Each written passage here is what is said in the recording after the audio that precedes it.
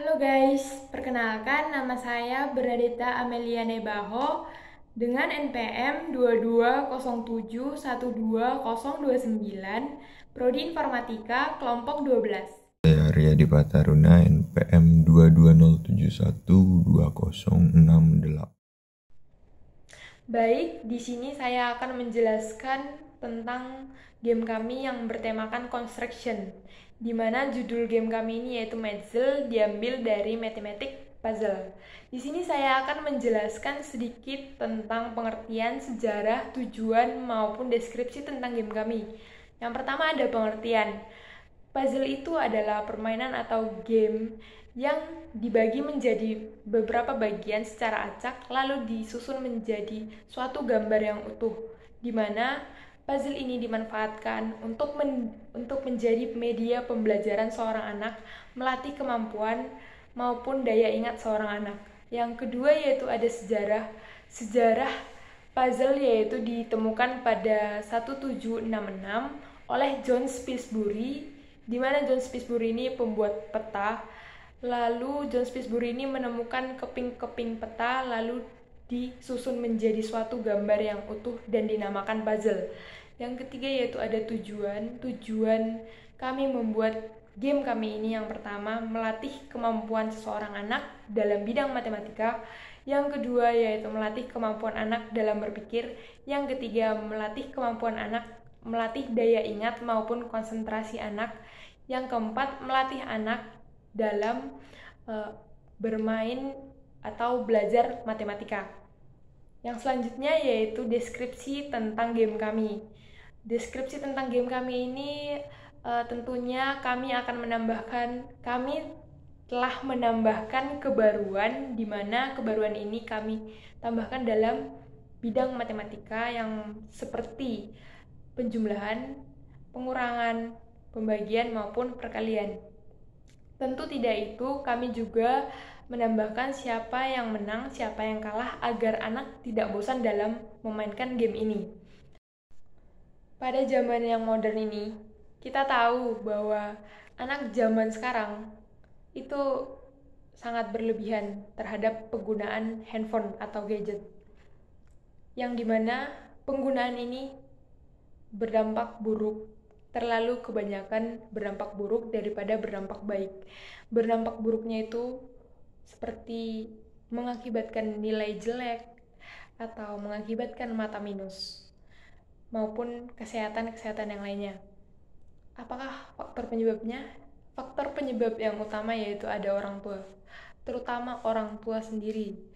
Orang tua itu sangat sibuk dalam memikirkan pekerjaan dan selalu membiarkan anaknya untuk memainkan ponsel, di mana ponsel atau gadget ini sangat mempengaruhi otak sang anak. Anak menjadi tidak konsentrasi atau anak jadi kecanduan dalam bermain handphone terus.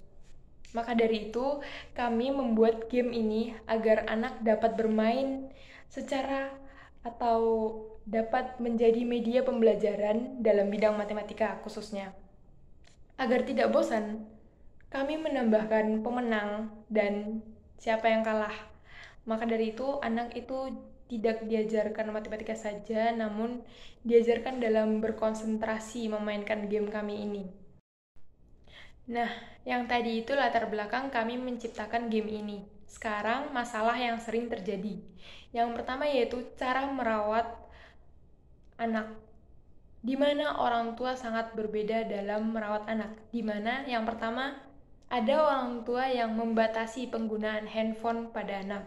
Yang kedua, ada orang tua yang tidak membatasi penggunaan handphone. Misalnya, anak ingin bermain sama orang tua, tetapi orang tua malah memberikan ponselnya kepada anak.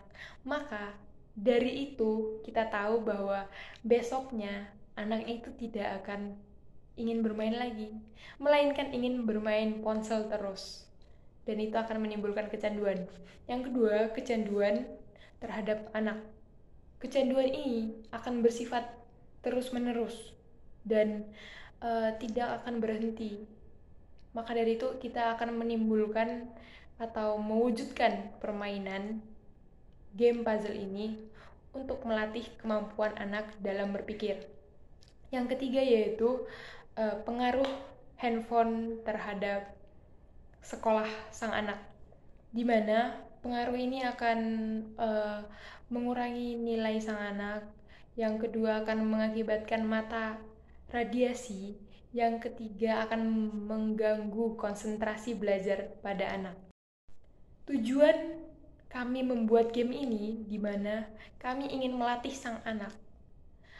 Kan kita tahu bahwa anak-anak itu sangat ingin bermain, tapi ada sifat kecanduan dalam handphone. Lalu kita akan mewujudkan cara bermain, maksudnya mewujudkan niat anak agar dia mau bermain game kita ini. Maka dari itu kita ajak anak dalam bermain game puzzle, game di mana game puzzle-nya ini akan melatih kemampuan dalam bermatematika. Tidak hanya itu, kami juga mengharapkan sang anak dapat konsentrasi dalam menjawab pertanyaan dari soal-soal puzzle tersebut. Oke, sekarang kita masuk ke packaging puzzle. Kami menggunakan dominan warna pink dipadukan dengan sedikit warna biru yang keduanya merupakan warna yang mencolok. Lalu tujuan kami menggunakan warna yang mencolok ini untuk menarik perhatian orang. Karena warnanya yang catchy, orang-orang pasti akan melirik, wah. Dan dalam hati mereka akan berpikir, wah, permainan apa ini, dari boxnya saja sudah keren sekali, kita harus membeli. Seperti itu. Lalu juga dalam box kami ada detailnya. Kami menggunakan skin puzzle untuk lebih merepresentasikan permainan kami adalah permainan puzzle. Kemudian di tengahnya berbentuk lingkaran, yang dalamnya ada puzzle. Yang itu sebenarnya adalah simbol dari permainan kami yang berbentuk lingkaran. Sebuah puzzle berbentuk lingkaran. Itu hal yang baru dan belum pernah ada. Kalian harus mencobanya. Lalu di pojok kanan ada barcode untuk mengecek keaslian produk kami.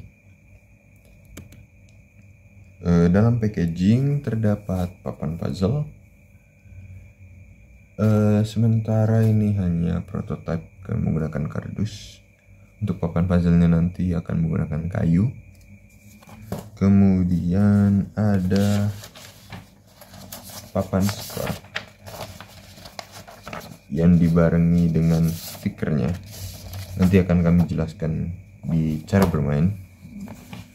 Nantinya akan terbuat dari kertas. Kemudian ada template. Di sini berisi teka-teki untuk permainan kami. Dan yang terakhir ada keping puzzle. Sementara terbuat dari kardus. Nantinya akan terbuat dari kayu berbentuk balok ke bawah gitu. Namun masih menggunakan ide orisinal puzzle, di mana ada liku-liku permainan nanti dipasangkan seperti ini. Jadi seperti itu. Kemudian untuk harga, kami matok harga 75.000 per box puzzle-nya. Kita lanjut ke cara bermain. Sebelum bermain,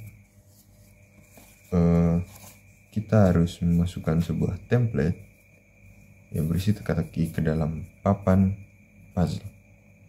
Kita masukkan dari sini. Canggih kan? Dalam permainan ini dibutuhkan 2 orang. Misal kita memiliki pemain A dan pemain B. Pemain A memilih koin 500, sedangkan pemain B memilih koin Garuda. Oke, kita lempar koin. Shoot. Yang muncul adalah Garuda. Jadi pemain B memulai permainan duluan. Di sini nantinya ada tumpukan balok. Sementara ini hanya prototipe. Pemain B mengambil tumpukan balok paling atas. membaca di belakang sini, saya mendapat angka 16. Lalu kita memecahkan teka-teki yang ada di dalam sini. 16 berarti di sini 64 dibagi 4. 16 berarti ini posisinya ada di sini. Kemudian lanjut pemain selanjutnya, pemain A. Pemain A ternyata mendapatkan 7. Dia memecahkan teka-teki. 49 dibagi 7 adalah 7. Wah, ternyata di sini. Selanjutnya giliran lagi untuk pemain B. Dia mendapatkan soal 56.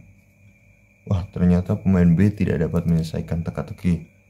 Berarti soal dilemparkan ke pemain A dan satu dari stiker ini ditempelkan di sini. Karena pemain B tadi tidak bisa menjawab teka-teki, berarti dia mendapatkan satu stiker poin. Poin dalam papan skor ini semakin banyak pemain yang mendapatkan stiker, berarti dia yang kalah. Oke, permainan dilanjutkan seperti itu hingga selesai.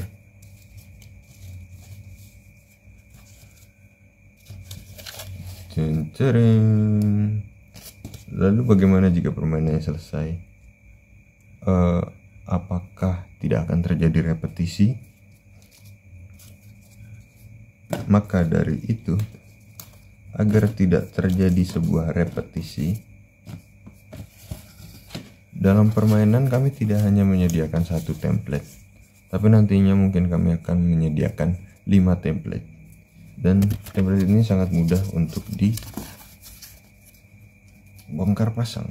Tinggal kita keluarkan saja template yang tadi, kita masukkan template yang baru seperti ini. Dan juga kami sudah mengatur angka dan juga teka-tekinya untuk bagaimana caranya agar tidak terjadi error atau kesalahan dalam angkanya nanti. Jadi mungkin ada teka-teki yang tidak ada jawabannya di salah satu dari keping puzzle kami nanti. Yang terakhir, promosi. Di sini ada poster kami, bisa dilihat lebih jelas di PPT kami. Puzzle abad ke-22. Puzzle abad ke-22 mendefinisikan bahwa permainan kami adalah permainan yang terbarukan, tidak pernah ada sebelumnya. Dan ini sebuah inovasi yang luar biasa. Bahkan Albert Einstein tercengang melihat produk kami. Jadi kalian pasti sudah penasaran kan? Bisa dibeli di toko-toko mainan terdekat. Yang terakhir, terima kasih sudah mendengarkan presentasi kelompok 12. Terima kasih.